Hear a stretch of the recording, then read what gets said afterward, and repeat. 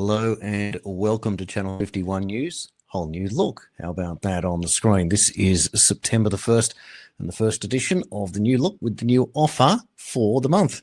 So many people have asked me, what is the difference between Channel 51 and Q Citizen? Well, they are different. Channel 51 is designed to bring you daily news and, of course, special interviews as dedicated and related to the news of the day on channel51.com.au, and all new work will go on that platform. Q Citizen, named after jasonqcitizen.substack.com, is now qcitizen.net, and that work goes to all of my interview work, past, present, and some in the future, and dedicated to the work that I do on the 51st state. That work goes to qcitizen.net, as does all of those interviews I did on TNT, which were in the hundreds, and I've been re-releasing those in time, and also some of those that have been updated with new interviews as well. So for the month, what I've decided to do, and they are separate in the way that they've been set up, and it's very hard to migrate everyone just to one place or not. So instead, for September, what I'm going to do is this. If you would like to subscribe to channel51.com.au for the $75 annual fee, you'll be given a subscription to qcitizen.net for free included. So it's a buy one, get one free deal. And if you want to subscribe to qcitizen.net, well, you'll get channel51.com.au for free. So all you need to do from now on for this period in the month of September, if you would like to subscribe annually to one, you'll automatically, with a manual processing, be given a subscription to the other channel for free. So $75 there. That means around about $1.40 something, $1.49 a week, and you're supporting all my work going forward from here on in, $75 a year. Thank you very much. Well, let's get into the news. And of course, it was all about, wasn't it, the rallies at the weekend, and a mixed bag if you think about what we saw in terms of coverage in the media. But let's look at it from the perspective of the overall feeling about what's going on. Now, many people wanting to get out there and scream as hard as they can and argue for what they believe in. And that's what you're entitled to do. That's what it is all about. The question is, what effect does it have on the general public? So when you go back to the COVID jabs and the COVID restrictions, we were out there belting and going on and doing as hard as we could, but did it make a difference in the public, or what was the end result? Well, we got called all things, of course, and you weren't allowed to think outside the square, but survive we did, and we saw the numbers there, the resistance, if you will. So what is the resistance, and what was the result of the rallies yesterday?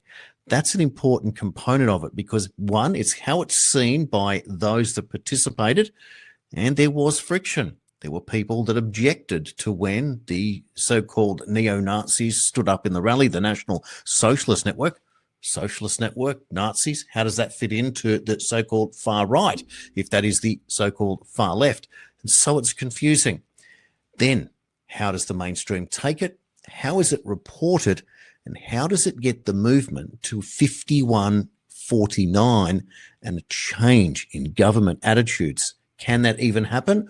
Or does the movement expect that through sheer force of numbers that it will overrun the government of the day and force some form of A, revolution, B, early election, C, change in government policy, or D, that it gets an opposition that's going to work in their favour that can then steamroll the government at the next election around 2028? You would assume. So let's get into it now. We'll play the first clip for you. This is mainstream news. This is Mark Burrows, Channel 9 fame. Let's have a look at his report. Sydney's March for Australia assembled near Central Station around 12 o'clock today. And what became immediately apparent were the huge numbers of people who turned up. At least 5,000, maybe more, took part in today's march. They assembled near Central Station and then marched down Broadway here to Victoria Park, a short distance, just a couple of kilometres along Broadway. They were shepherded by big police numbers who kept them in check, but there was no problems with the crowd. There was no violence, despite what some people feared. Most of the speakers here today have called for a limit or an end to the current migration. The fear that people have here at the moment is that there's so many people coming into Australia from overseas, it's affecting jobs and it's affecting housing. Too much migration in your view? It's not just that in particular, but there's no room, there's no infrastructure. We just need to have immigration under control. There is not enough housing for our own kids. I am petrified for my grandchildren. Love migration, okay? I'm from a family of immigrants as well. The point is, how many you bring in the country? Where do you house them? There were fears today's march could get hijacked by far-right groups. That doesn't appear that's happened. And in fact, if there is another march for Australia, given what's happened here today, they're sure to get even bigger numbers. That's the mainstream news. Now, that's a really, really positive report there. And of course, it's painting the picture that people are saying that they support migration. And they do. After all, anyone who's not born here as opposed to like a native Aboriginal is an import one way or another, either indirectly because your parents, grandparents, ancestors, etc. came that way. So how do we frame it? And this is what's so important. But if you're getting that attitude, that's a real victory. Meantime, there was another side of it when you look at the whole neo-Nazi white supremacist argument. This fellow, father, he was quite angry, and this is what's being covered also now in the mainstream. Let's listen to what he had to say. March as one, together, and look what these fucking idiots have done. It was disgusting. See my little kids here? I wore that Aboriginal flag to show solidarity. March as one, together, and look what these fucking idiots have done. Made two little girls cry over a bunch of Nazi shit. Fuck off! See, that's pretty tough, isn't it? So that's the other side, the nasty side, which is what the mainstream is trying to show us, and that is coming from Murdoch News. But if you weigh up Channel 9 versus you weigh up Murdoch, you can see the manipulation in real time. Now, I know that you'd understand that. But what we don't understand and what this news show is all about is not playing to the silo, but looking out into the main when there are people saying, well, I am also now done with what the mainstream news is telling me. What are they saying in the alternative or the independent media? And that's what this show is meant to do. It's meant to provide you cutting-edge information with where we are in the day, but at the same time paint the picture for where the mainstream is, because our job here is to get to 51%. That's when change comes. There's no point screaming at the silos. And if you consider it, the neo-Nazi movement can only ever get to 1%. One. That's all it can ever do. So it's not going to be able to lead towards change. It can get angry, it can get frustrated, but it'll only ever be 1%. That's what we've seen in the past when we look at the extreme situation with the multiple third parties, and certain parties never get more than 1% of the vote. That's just how it works. So you've got to fight from the centre, and you've got to then move out in terms of bringing people along with you. In the meantime, let's now listen to, well, let's have a look just as a glimpse of people on social media, what they were seeing from their point of view and the size of the rally. Oh, wow. That's fantastic.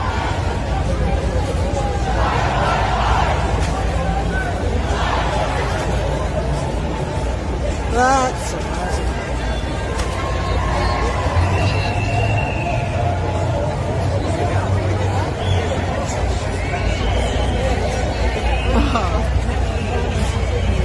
See, that's really exciting, isn't it? You can just feel it, you can see it, you can hear the echo, you can see in the distance. So a lot of people participating. Does that mean?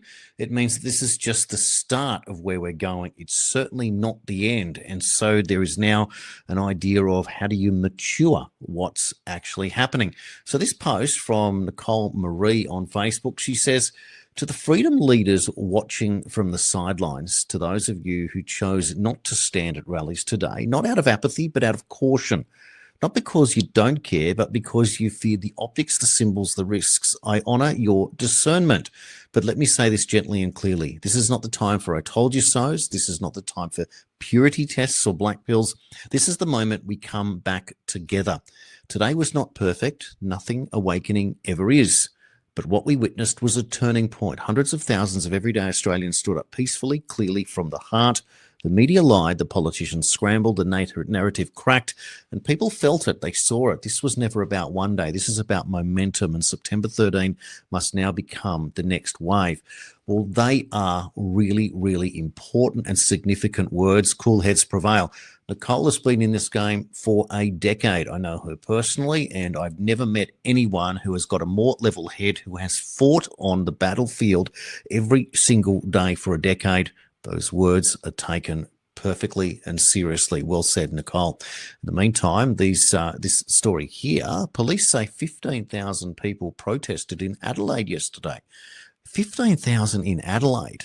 Generally well behaved. 3 people were arrested, including a 23-year-old man for assaulting police and 2 32-year-old men for wearing articles of disguise and failing to state personal details. Well, you're probably going to get that in a crowd of 15,000, but goodness me, in Adelaide, 15,000, that would be like 115,000 in Melbourne or 115,000 in Sydney at those rallies. And of course, in the COVID rallies, the police never said there was ever more than 10,000 people at any of those rallies. And of course, they try to dilute the numbers in Canberra. So if you're getting reporting of 15,000, they're huge numbers. And we should all be very proud of what's happened here, that the Australians are finally getting out and have got something in common here that is getting us out. But what's it all about? Now, let's give you a little bit more information. This is kind of cool. Somebody saw a Q bus out there in Queensland. Where we go one, we go all. That's always very significant. And when injustice becomes law, resistance becomes duty. It's a process, as I keep saying. Now, we're not quite there yet in Australia in terms of where they are in the United States. We're not meant to be. It's not our time yet. But what is our time is the consolidation, and it should become easier when you iron out the kinks. Yesterday's protests served a really important purpose, and that was to motivate, to get people moving. Now it moves to the next stage. But we don't fight each other over who's more right and who's more wrong. In Nicole's words, it's not about purity. It's not about blackpilling. It's about momentum. Really important. Well, let's now hear from one of the organisers out of Queensland. You know him quite well, Shallow Chow. Let's take a listen. What happened at the rallies in Brisbane yesterday? Check this out. The National Socialist Network did not hijack the Brisbane march yesterday. I think the extent of the pro-Palestine and Aboriginal crew that tried to circumvent the march was literally 3 girls on the side of the road having a bit of a whinge and a scream. At the top of Roma Street, where we kicked the march off from, there might have been another 20 or 30, a gaggle, not organised. And when the NSN showed up, half a dozen of them in black shirts with probably 20 or 30 undercover guys in the crowd, they were literally shouted down every time they tried to speak.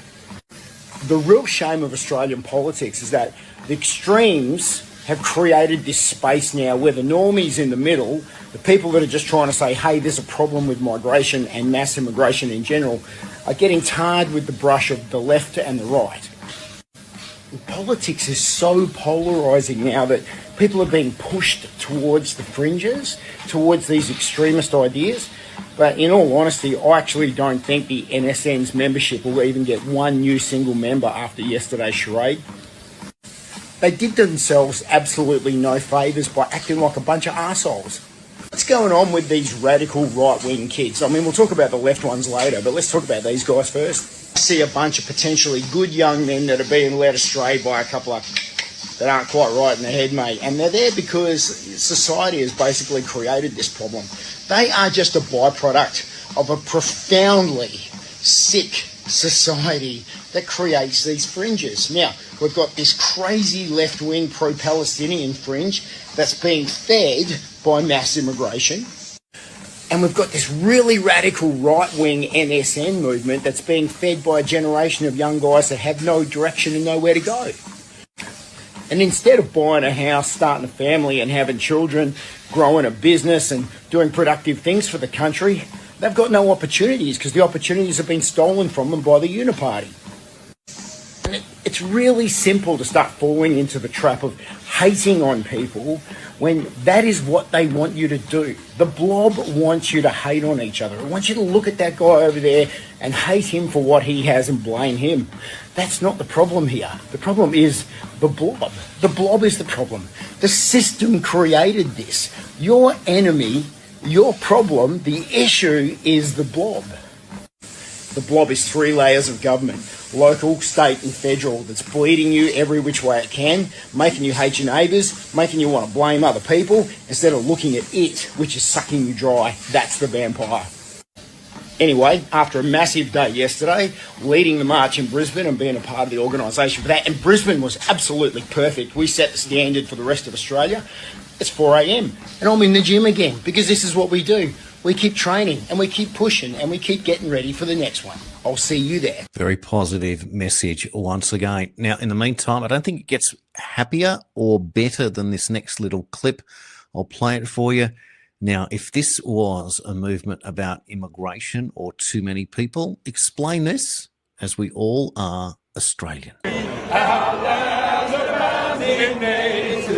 Our beauty rich and rare, in history's page and every state above the fair. In joyful strains and let us sing above Australia fair. What are you guys doing here? I don't know. We're just streaming, bro. We're just here to support. We're here to support the country, man. Come on. Do you love Australia? I love Australia. I love Australia. I would never move anywhere. 110%. Well, there you go. That's what it's meant to be. And who could possibly dislike that when somebody puts on their Australian shirt and sings their Australian national anthem, no matter where you come from? But if you're here because you love this country and you want to be a part of it and you want to contribute to it and not take from it, well, you can come in, the more the merrier. That would be what I think most people would think, if you can make it so that we all can get ahead. That's all it really is. In the meantime, we're reminded of who didn't want us to get ahead and who chose to be very selective in how they did it whilst enforcing something upon us. This is Chairman Dan. Australia Post unlawful Victorian vaccination requirements for employees who are not considered to be authorised workers. From the Acting Chief Health Officer and the Public Health Team, and as all Victorians know and understand, if we are provided with that advice, then we follow that advice. The science is what will get us through this. The advice and the science.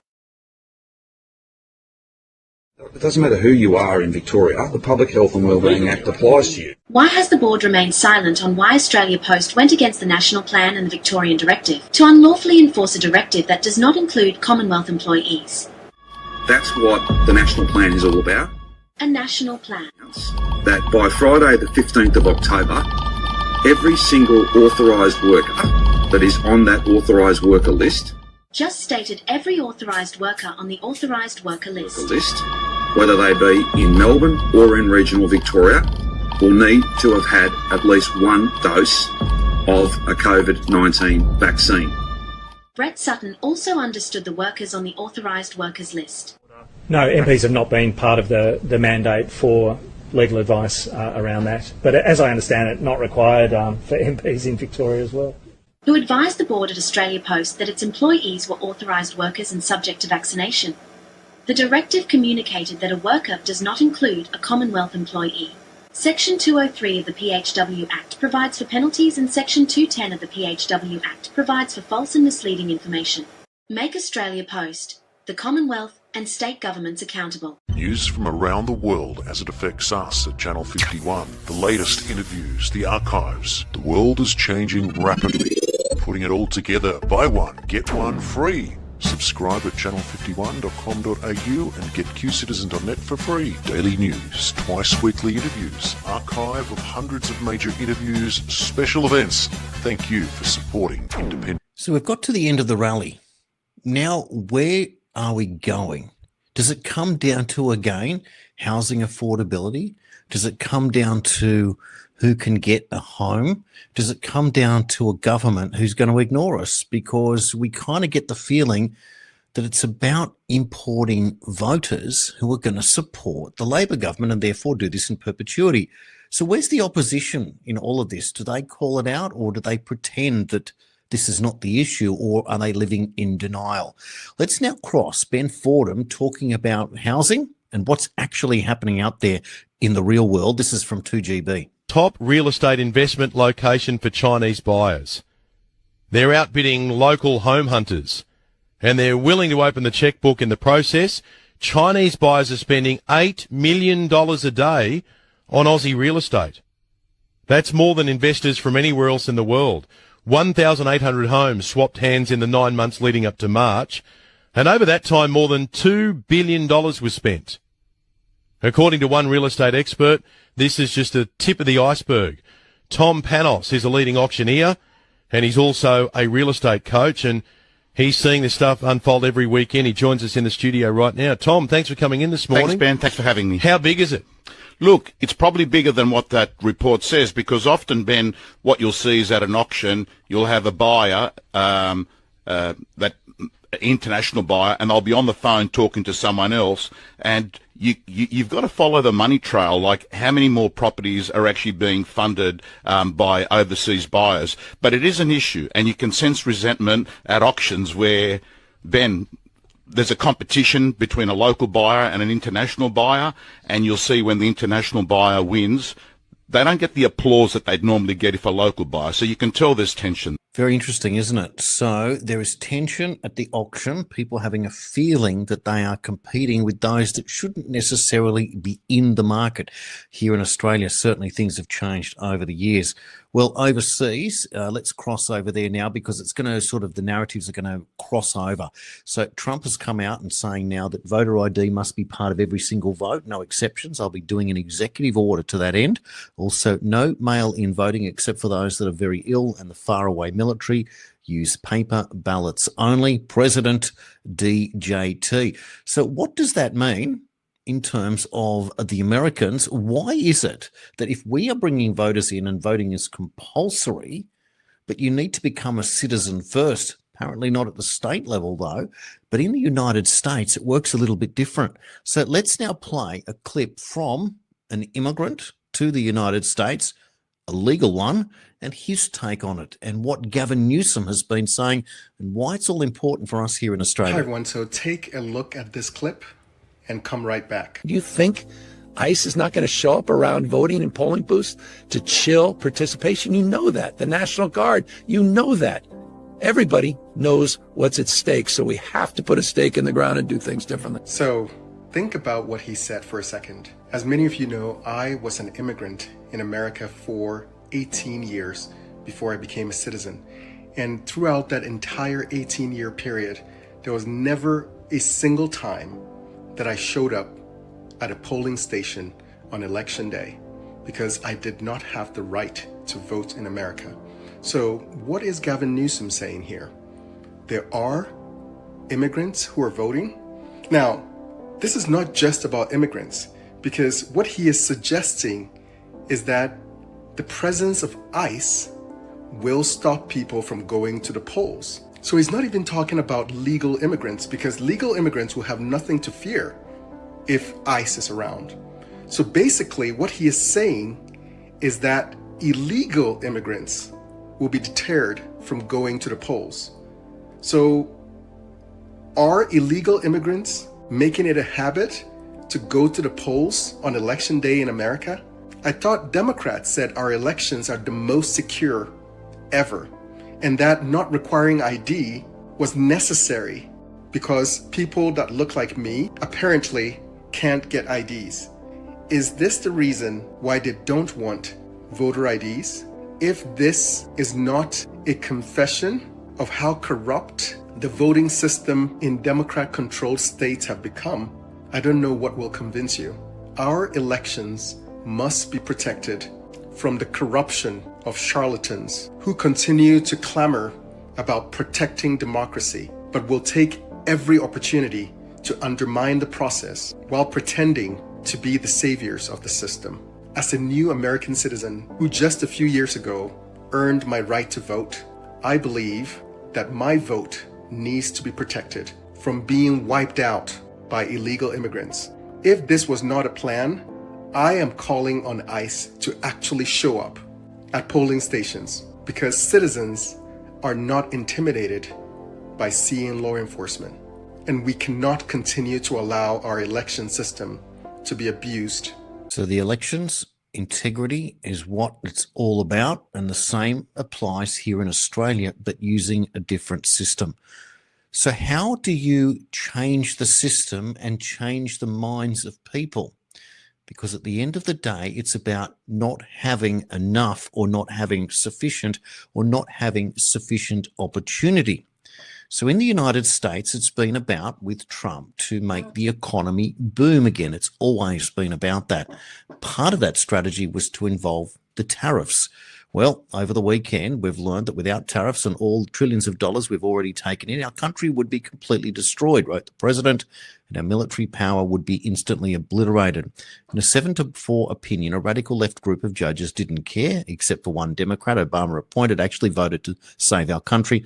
I'd like to thank him for his coverage. He loves and respects the United States. So what's happened is that they've voted down in the United States the tariffs. Apparently the president hasn't got that power, so a judge has to overrule it. Meanwhile, all other countries around the world are using tariffs on American goods. So it works both ways. And this is about America correcting its balance of payments so that the money leaving the country is not greater than the money coming into the country, and a rebalancing there of the power. And of course, that means that it serves the American people, to which the American president serves. Imagine that. Here is a glimpse now of what's actually happened in the American economy since Trump's return to office. Consumer confidence is surging. Blue-collar wages are rising rapidly. Wages are rising, inflation is cooling, and American confidence is surging back. Real wages, real take-home pay for workers is increasing. Wages are actually rising faster than inflation for the first time in 40 years under Trump. You're able to buy more, you're able to do more. The average worker is up about $1,000. That's a lot in just 5 months. Real wages increased almost 1% from January through July. Real wages are up 1.3% over last year and have increased each month since President Trump took office. Blue-collar wages are rising faster than they have risen in 60 years. The only other time it's been this high was during President Trump's first term. This administration continues to be wholeheartedly committed to putting more money back into the American people's pockets. Meantime, Trump has done extremely well in Washington, D.C. No murders in a couple of weeks, thousands of arrests, many illegal guns taken off the streets. And he wants to do the same in Chicago, where at the weekend there were 5 more people killed. Last week, 6 more people killed, many shootings, etc. Governor Pritzker, he doesn't want anything to do with it. Well, here is a Chicago resident, and he's telling you what it's really like. This message goes out to President Trump. President Trump, first of all, sir, I commend you on the work you've done to reduce crime in our nation's capital, Washington, D.C. I commend you for laying out a blueprint on how to deploy effectively the National Guard and federalize the police out there in Washington, D.C. You've laid out a blueprint that can and should be used throughout the United States of America in those communities that need your help. I've also heard you say, sir, that you are waiting for a politician or an elected official to give you a call and ask for your help. Well, I'm telling you right now, sir, throughout our collective communities, whether it be the community of color or other, there is already a clarion call for your help. And that is the call from the blood that has already been spilt on those streets.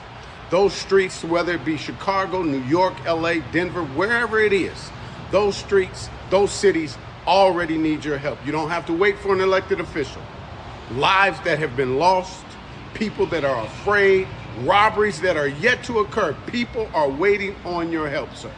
And I would hope that you would use that blueprint throughout the United States of America to, like you said and like we voted for, to make America great again and to make America safe again. You had my vote then, sir. Prove my vote now as we await your help. Thank you, sir. And God bless you. And God bless the United States of America. So an overarching theme of this edition of the news is people of colour, heaven forbid, are making contributions to the United States and here in Australia. That is not what it's meant to be about. At the end of the day, we all want the same thing, opportunity without it being taken off us and redistributed without our say-so, because the government of the day seeks advantage for itself over our interests and it serves us. That's all. So the theme is, of course, to get smarter, to consolidate and play on issues that 51% of us can get behind and therefore affect change. In the meantime, America's Mayor, Rudy Giuliani, has been involved in a car accident. Here's a quick report out of Fox. Former New York City Mayor Rudy Giuliani is recovering after suffering broken bones in his back in a car crash in New Hampshire last night. His spokesperson says Giuliani's car was driving along a highway when he was flagged down by a woman who said she was a victim of a domestic violence incident. After helping her and calling the police, Giuliani's vehicle was hit from behind at high speed. The 81-year-old former mayor has broken vertebrae and several cuts, but is expected to recover. We wish him a full recovery. There you go. And in this latest story, or the last story for the show, the Islamic Republic of Iran has close to collapse. Civil war possible after the US and Israeli decimation of nuclear capabilities, according to this report from the UK-based Henry Jackson Society, as the UN accuses Tehran of executing nearly 900 people as a tool of intimidation. I've covered that twice in interviews with Shohan Kabadi, where he's explained that 75% of all executions taking place in the world in this year, the year before and the year before, are in Iran. When I asked him who were they executing, and he mentioned teenagers on some situations for those protesting against the regime. Well, there you go. So that is why the US is calling for regime change to come from within. And that's the reason to send you that report there as we send off for this edition for spring. Winter is over. A new look at Channel 51. Thanks for your support. And if you choose to subscribe, you buy one, you get one free. See your News from around the world as it affects us at Channel 51. The latest interviews, the archives. The world is changing rapidly. Putting it all together. Buy one, get one free. Subscribe at channel51.com.au and get qcitizen.net for free. Daily news, twice weekly interviews, archive of hundreds of major interviews, special events. Thank you for supporting independent media.